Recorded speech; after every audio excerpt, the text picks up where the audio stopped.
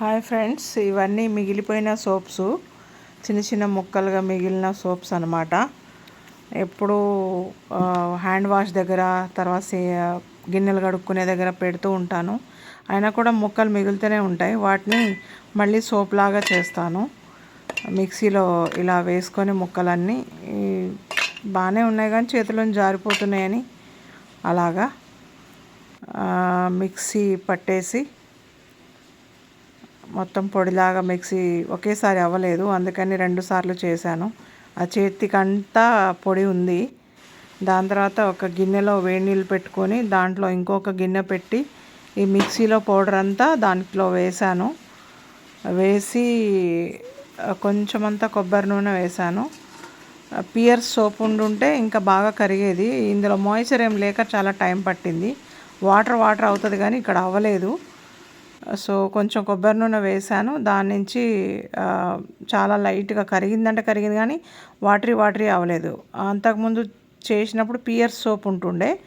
ఇవి 2 గట్టిగా ఉన్న సోప్సే కాబట్టి అంత లిక్విడ్ కాలేదు. కొంచెం కరిగిపోగానే ఆ గిన్నెకి కొబ్బరి నూనె రాసి వెంటనే వాటిలోకి షిఫ్ట్ చేశాను.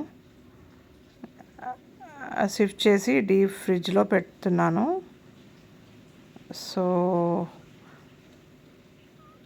పెట్టేసి తర్వాత తీసిన తర్వాత ఇలాగా ఉంటుంది. సో వేస్ట్ కాకుండా చూసుకోండి. సోప్ రెడీ అయిన తర్వాత సోపు గిన్నెల్లో పెట్టి డీప్ ఫ్రిడ్జ్లో పెట్టాక రెడీ అయిపోతుంది. మళ్ళీ యాజ్ టీజ్గా వాడుకోవచ్చు. అంతే ఫ్రెండ్స్, థ్యాంక్ యూ. నా ఛానల్లో అయితే పెడుతున్నా, నచ్చిన వాళ్ళు చేసుకోనండి, లేదంటే పడేయండి ముక్కలు.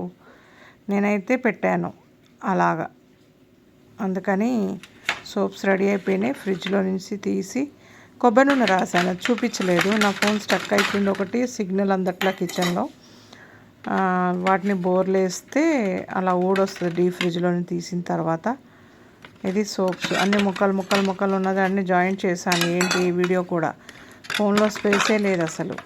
ఫైనల్గా సోప్ చేస్తున్నానని చెప్పడానికి 2 బాత్రూంలో పెట్టాను. 2 బాత్రూంలో ఒకటి వచ్చేసి హ్యాండ్ వాష్ దగ్గర పెట్టాను. Thank you. చూస్తూ ఉండండి.